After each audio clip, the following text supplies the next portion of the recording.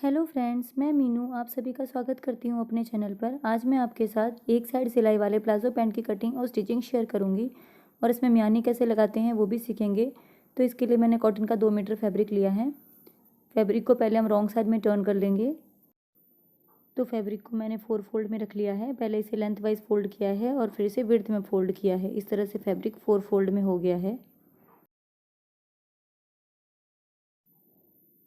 बंद वाली साइड मेरी तरफ है और ओपन वाली साइड सामने की तरफ है। तो इस पर हम अपनी मार्किंग करेंगे और ये जो सामने की तरफ फैब्रिक है वो एक्स्ट्रा रहेगा। तो ये जो मैंने ऊपर फोल्ड किया है उसकी चौड़ाई है 13 इंच। ये मैंने अपने साइज़ के अकॉर्डिंग किया है। ऊपर से 1.5 इंच पे हम मार्क करेंगे बेल्ट के लिए। इसमें हम इलास्टिक इंसर्ट करेंगे। तो जितना भी चौड़ा इलास्टिक आप रखेंगे उसमें 1/2 इंच प्लस करके लेना है। तो यहाँ मैंने 1.5 इंच पे मार्क किया है। इन निशानों को हम स्केल की हेल्प से सीधा कर लेंगे। इस निशान से नीचे प्लाजो पैंट की फुल लेंथ के लिए मार्किंग करेंगे। तो जितनी भी रेडी लेंथ आपको रखनी है उसके लिए यहाँ मार्किंग करें। यहाँ मैंने 36 इंच पे मार्क किया है और 2 इंच नीचे एक्स्ट्रा लिया है फोल्ड करने के लिए। अब यहाँ से आगे हम अपनी बॉटम के लिए मार्किंग करेंगे। तो जितनी भी बॉटम आपको रखनी है उसका हाफ करें और उसमें 1 इंच प्लस कर लें। इस निशान को भी सीधा कर लेंगे। अब यहाँ से कमर के लिए मार्किंग करेंगे। तो कमर के लिए हमें हिप राउंड लेना होगा। तो जो भी हिप राउंड होगा उसका 4th पार्ट यहाँ पर करना है और उसमें 2 इंच लेना है लूजिंग का। तो यहाँ पर हिप राउंड है 36 इंच, उसका 4th पार्ट हुआ 9 इंच और उसमें 2 इंच प्लस करने पर होगा 11 इंच। तो यहाँ पर 11 इंच पे मार्क करेंगे। यहाँ से नीचे क्रॉच लेंथ के लिए भी 11 इंच पे मार्क करेंगे। इस निशान को भी स्केल की मदद से मिला लेंगे। अब यहाँ से नीचे की तरफ भी 11 इंच पे मार्क करेंगे। दोनों निशानों को स्केल की मदद से मिलाते हुए एक बॉक्स तैयार कर लेंगे। अब यहाँ से बाहर की तरफ 2 इंच पे मार्क करेंगे क्रोच एरिया के लिए।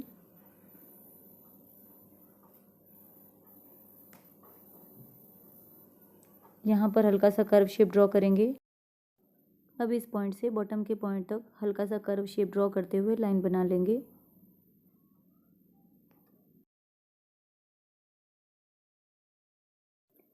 इस लाइन को यहाँ से नीचे तक एक्सटेंड कर लेंगे। अब यहाँ से बॉटम और ज़्यादा लूज़ रखना है तो आप इसे अपने अकॉर्डिंग बढ़ा सकते हैं। और अगर आपको स्ट्रेट प्लाजो रखना है तो ये जो क्रॉच एरिया है यहाँ से नीचे तक हल्की सी गोलाई देते हुए सीधी लाइन बना लें। अब इस लाइन को भी ऊपर तक एक्सटेंड कर लेंगे। सेम मार्किंग पर कटिंग करेंगे। तो यहाँ पर मैंने कटिंग कर ली है और ये जो सामने का पार्ट है इसमें से हम म्यानी कट करेंगे। ये जो पैंट के नीचे की साइड है वो फोल्डेड साइड है तो इसको भी हम कटिंग करके अलग कर लेंगे।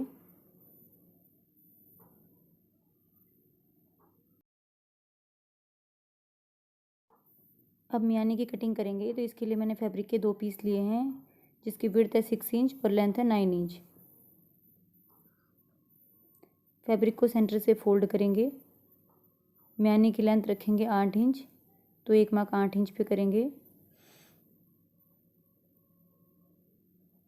यहाँ पर एक सीधी लाइन बना लेंगे। मियानी की विड्थ रखेंगे 4 इंच। तो ये फोल्ड है इसलिए मैंने यहाँ पर 2 इंच पे मार्क किया है दोनों ही तरफ। अब यहाँ पर भी स्केल की मदद से एक सीधी लाइन ड्रॉ कर लेंगे। अब यहाँ पर इस तरह से कोने से लेते हुए दूसरे कोने को मिलाते हुए हम क्रॉस लाइन बनाएंगे और सेम मार्किंग पर कटिंग करेंगे। मियानी की लंबाई और चौड़ाई इससे कम नहीं रखनी है। नीचे से भी कटिंग करके इसे अलग कर लेंगे। तो ये प्लाजो पैंट की कटिंग हो गई है। अब हम इसकी स्टिचिंग देखेंगे। तो इसके लिए दोनों ही पार्ट को आमने सामने रखेंगे और ये जो मैनी हमने कट की थी उसकी सीधी साइड आसन के सीधी साइड पर रखेंगे और यहाँ पर कोने से कोना मिलाते हुए इस तरह से पकड़कर सीधी सिलाई लगा लेंगे। और ये जो मैनी का दूसरा वाला साइड है उसको हम दूसरे पार्ट के आसन पर रखेंगे और सिल लेंगे। तो एक बार मैं आपको मशीन पर रख कर दिखाती हूँ। ये आसन की सीधी वाली साइड है और ये मैनी की सीधी वाली साइड है। दोनों की ही राइट साइड अंदर की तरफ रहे यानी कि आमने सामने रहे। इस तरह से फैब्रिक को रखते हुए हमें सिलाई लगाकर इसे सिल लेना है।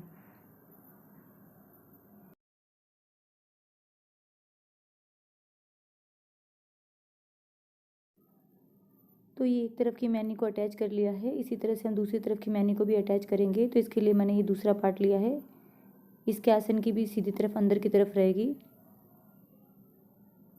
और इस पर हम मैनी की सीधी साइड रखते हुए इसे भी हम सीधी सिलाई लगाकर सिल लेंगे।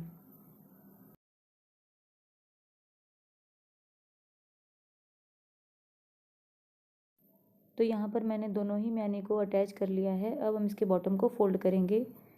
तो इसके लिए जो भी हमने 1.5 से 2 इंच एक्स्ट्रा लिया है उसको यहाँ पर डबल फोल्ड करके सीधी सिलाई लगा लेंगे। यहाँ पर दोनों ही साइड मैंने बॉटम को फोल्ड कर लिया है। अब हम इसमें इनर लेग की सिलाई लगाएंगे। तो इसके लिए बॉटम से फैब्रिक को बराबर रखते हुए और मैनी से भी फैब्रिक को बराबर करते हुए पूरे में इनर लेग की सिलाई लगा लेंगे। इनर लेग की सिलाई लगाने के बाद ऊपर से बेल्ट को फोल्ड करेंगे। तो यहाँ पर जो 1.5 इंच पे हमने मार्क किया था उसे हम यहाँ पर फोल्ड करेंगे।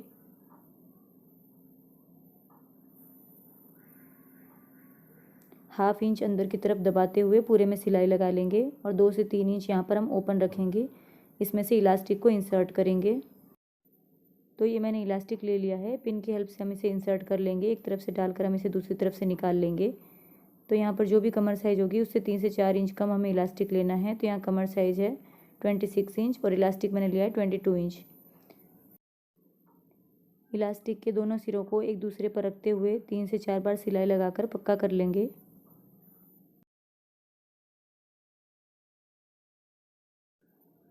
अब इलास्टिक को बेल्ट के अंदर की तरफ करके जो 2 से 3 इंच हमने गैप रखा था उस पर हम सिलाई लगा लेंगे।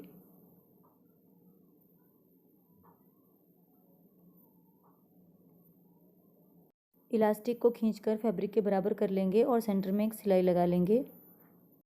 तो ये प्लाजो पैंट बनकर रेडी है।